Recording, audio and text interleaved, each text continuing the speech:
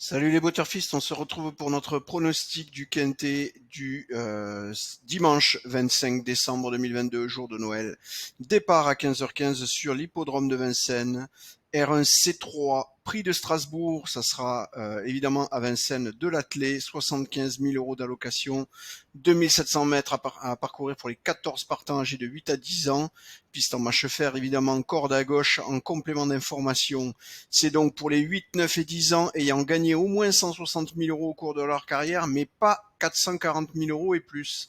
Voilà, vous avez tout concernant les informations relatives aux conditions de cette course du prix de Strasbourg sur l'hippodrome de Vincennes du jour de Noël.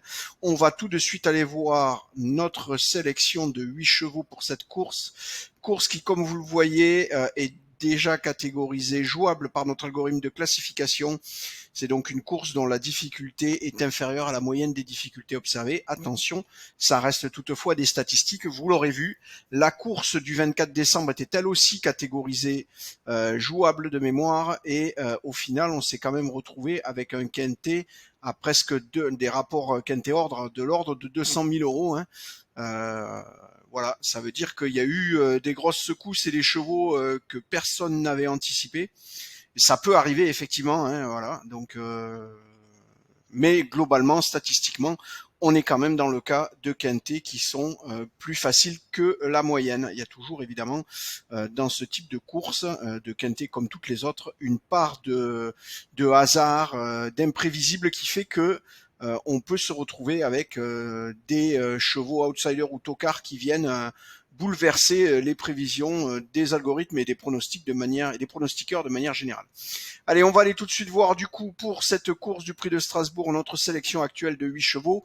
Nous avons en première position le 11, Diego de Cao, monté par Théo Duval d'Estaing. Vous le voyez avec 16,69% de chance de remporter ce quintet. 16,06 pour Eileen, le numéro 12, et Eddy du Pomereux, le numéro 5, en troisième position à 13,03, ce qui nous fait donc pour ces 3 chevaux, 46%, c'est-à-dire pas tout à fait une chance sur 2, mais pas loin. Il faudra donc viser une cote légèrement supérieure à 6 sur ces 3 chevaux pour espérer être rentable sur le long terme sans avoir à faire d'arbitrage ni réfléchir.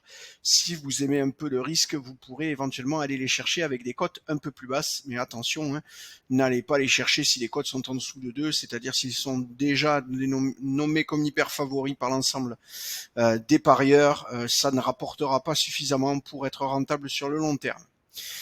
Derrière le quatrième cheval, c'est effectivement le 4, Émeraude de Bay, qui sera monté par Franck Nivard avec 11,39% de chance.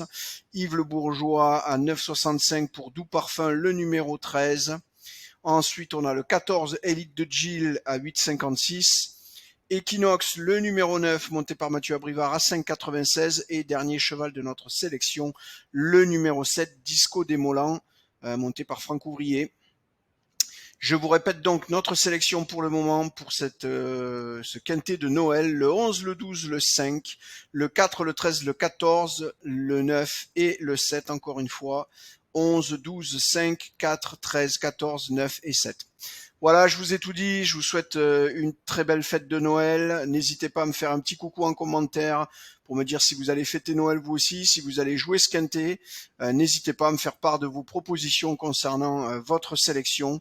Voilà, c'est toujours un plaisir d'échanger avec vous sur YouTube, par email, directement dans l'application aussi, puisque vous le savez que nous avons une application Android pour les utilisateurs du site Butterfur. N'hésitez pas à la télécharger. Voilà.